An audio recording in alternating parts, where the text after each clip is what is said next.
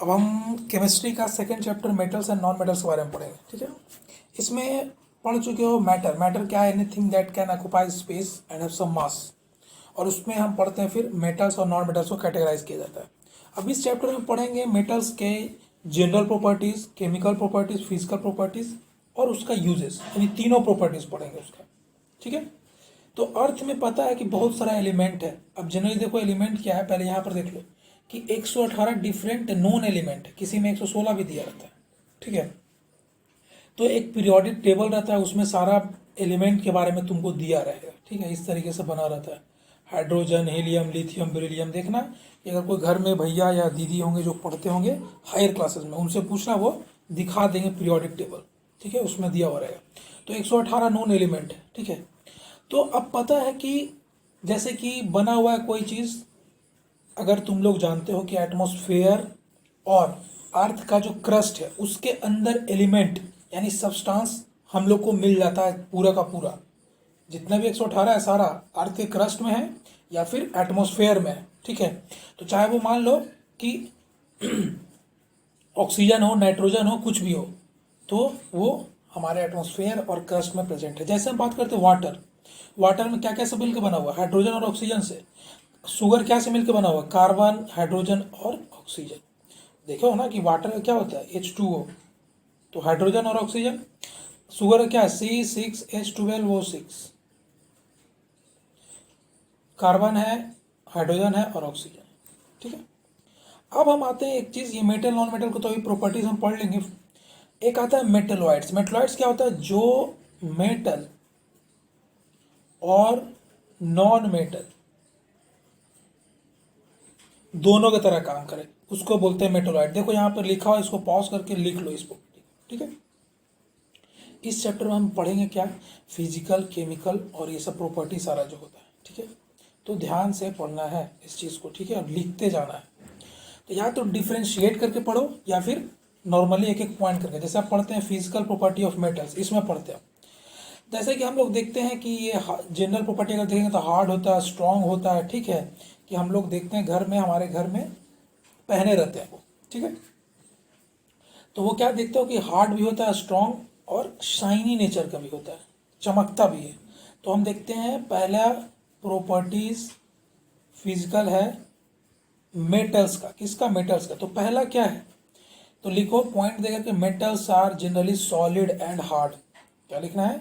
Metals are generally solid and hard, ठीक है, लिख देना। उसमें क्या होता है कि एग्जाम्पल, हार्ड और सॉलिड सिर्फ लिखना है, ज़्यादा कुछ लिखने का ज़रूरत नहीं है। हार्ड एंड सॉलिड एग्जाम्पल लिख देना, iron, zinc, aluminium, copper, tin etcetera, ठीक है। यहाँ तक समझ में आ गया। अब आता है क्या कि यहाँ लिखा हुआ क्या? Generally solid and hard.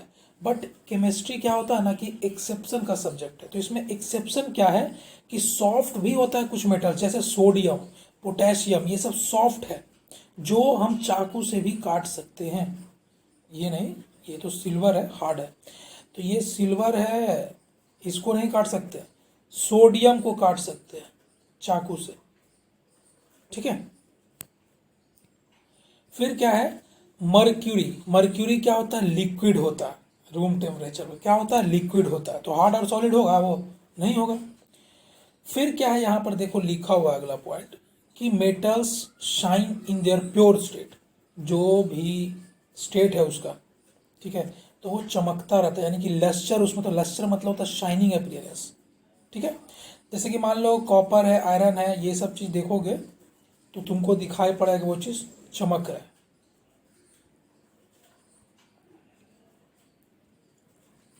Gold है, मान लो कि एल्युमिनियम है, कुछ भी, जैसे मान लो बर्तन वगैरह देखो या कोई चीज़ भी स्टील का, लोहे का, उस पर तुम रूखा सैंड पेपर से जैसे बोलते हैं, उससे तुम अगर रगड़ दोगे, रब करोगे, तो वो शाइनी अपीयरेंस तुमको दिखने लगेगा, ठीक है। तो सभी का अपना कलर है, येलो है, मान लो रेडिश ब्राउन है, तो इस तरह के सबका अपना एक लस्टर सरफेस है।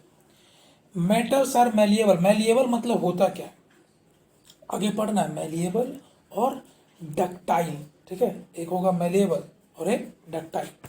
मैलिएबल का मतलब क्या है कि हैमर, मतलब किसी भी चीज़ पे अगर हम हथौड़ी से मारते हैं तो देखना बहुत सारा चीज़ टूट जाता है और बहुत सारा चीज़ फैलता है। तो यहाँ पर क्या है कि आयरन नेल है या कुछ भी है, उससे अगर हम हैमर में से मारते हैं तो वो क्या करता है, चौड़ा फैलता है, वो फ्लैटेंड होगा, यानी कि शीट में हम बदल सकते हैं उसको। मैलिएबल का मतलब क्या है कि वैसा सब्सटेंस जिसको हैमरिंग करने पे वो मैलिएबिलिटी शो करे, यानी कि फैलता हो, उसको बोलते हैं मैलिएबल, या उस प्रॉपर्टी को बोलते हैं मैलिएबिलिटी, और उस मेटल को बोलते हैं मैलिएबल मेटल। जैसे गोल्ड है, सिल्वर देखते हो ना, किसी भी आकार का है, उसका प्लेट भी होता है, कैसे प्लेट बनता है, तो वो उससे पीटा जाता है, या बहुत टाइम उसका आकार भी दिया जाता है। उससे कुछ बनाना है हमको तो आकार से थोड़ी बनता है, उसको मोड़ना जोड़ना, तो वो चीज़ वो पीट पीट करके बनाया जाता है। तो ये सब सारा क्या है, मेटल्स जो मैलिएबल होता है। तो मैलिएबल क्या हो गया, एक प्रॉपर्टी हो गया, ठीक है। जैसा हम लोग देखते हैं कि ये लिखा हुआ कि सिल्वर वगैरह, सिल्वर फॉयल होता है, एल्युमिनियम फॉयल यूज़ करते हैं अक्सर ज़्यादातर लोग, ठीक है। बोला जाता है कि चांदी का वर्क का है मिठाई में, तो वो हर यूज़ नहीं करते, चांदी का वर्क यूज़ कर पाएगा नॉर्मल मिठाई वाला नहीं, तो वो एल्युमिनियम फॉयल यूज़ करता है। घर में देखना कि रोटी वगैरह जिसमें हम लोग लपेट कर ले जाते हैं ना, या मान लो किसी सफ़र पे जा रहे हैं तो रोटी को उस एल्युमिनियम फॉयल में लपेट दिया जाता है। फिर आगे देखो क्या है कि मेटल्स आर डक्टाइल, यही आ गया। डक्टाइल का मतलब क्या है कि उसको हम लोग, जैसे मान लो कि वायर में, जैसे घर में आता है ना, आयरन का वायर है, फिर मान लो स्टील का वायर है, फिर मान लो कॉपर का वायर, एल्युमिनियम का वायर, तो वैसा चीज़ जो बहुत हैमरिंग करने या किसी चीज़ को हम वायर में कन्वर्ट कर दे, उसको बोलते हैं डक्टाइल नेचर का, ठीक है। यहाँ पर आता है good conductor, good conductor of heat और गुड कंडक्टर ऑफ इलेक्ट्रिसिटी, ये दोनों एक बार में देखो, गुड कंडक्टर ऑफ हीट और गुड कंडक्टर ऑफ इलेक्ट्रिसिटी एक बार में।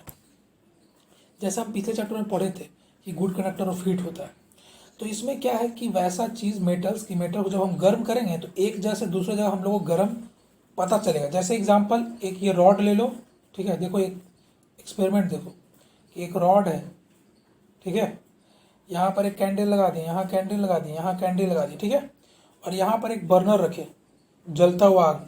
यहाँ पर क्या होगा कि इसको हम यहाँ पर दिखाएं तो जब ये हीट होगा ना तो अपने आप यहाँ से यहाँ फैलेगा और पता चलेगा ये गिरता जाएगा, क्योंकि हम कैंडल यहाँ पे फिक्स किए हैं, तो कैंडल गर्मी होने पे पिघल के गिर जाएगा, पिघल के गिर जाएगा, पिघल के गिर जाएगा। इससे पता चलेगा कि ये जो चीज़ है ये अपने अंदर हीट को जाने दे रहा है, तो उसको बोलते हैं गुड कंडक्टर। अब बाकी तो पता है तुमको, लोहे वगैरह में पोल में करंट आ जाता है, गुड कंडक्टर तो ऐसे भी होगा। तो मेटल क्या हो जाएगा, गुड कंडक्टर ऑफ हीट और गुड कंडक्टर ऑफ इलेक्ट्रिसिटी, याद रखना इस चीज़ को, ठीक है। अगला देखते हैं।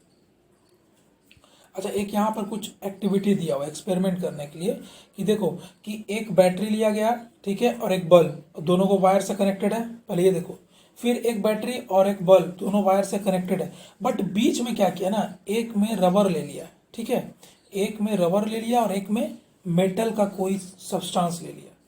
तब क्या हुआ, देखो ये बल्ब ग्लो नहीं किया बट ये कर गया, क्यों, क्योंकि ये कैसा काम कर रहा है, बैड कंडक्टर की तरह और ये गुड कंडक्टर की तरह, बस यही है।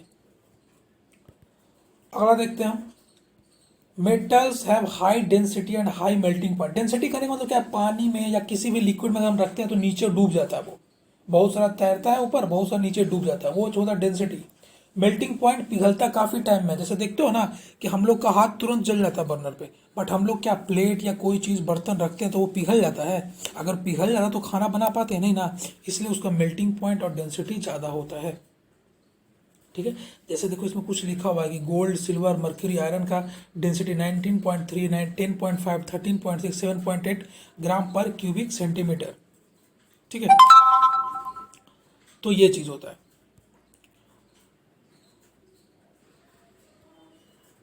हाँ, ये हो गया। अगर नेक्स्ट है, मेटल्स आर सोनरस। सोनरस मतलब होता है प्लेजेंट साउंड, साउंड का निकलना। एक होता है क्या कि आवाज़ देने पे कुछ अलग डल साउंड निकलता है, और इसमें रिंगिंग साउंड का प्रोड्यूस होना यानी कि सोनरस कहलाता है। साउंड प्लेजेंट होना, तो ये मेटल्स में, तो मेटल्स में स्ट्राइक करता है, टन टन आवाज़ करता है, और अगर मान लो वुड में या ज़मीन पे कुछ पे स्ट्राइक करता है तो उसका आवाज़ अलग होता है। तो ये है, तो इससे जैसे देख लो काइम्स, बेल्स, म्यूजिकल वगैरह जो है, देखते हो ना ऊपर में जो हम लोग घर के अंदर विंड चेन लगा हुआ रहता है जो आवाज़ करता है, बेल्स, घंटियां लगा होता है, सारा अच्छा आवाज़ देता है क्योंकि वो मेटल्स का होता है, ठीक है। Physical properties of non metal अगले बार देखेंगे, ठीक है।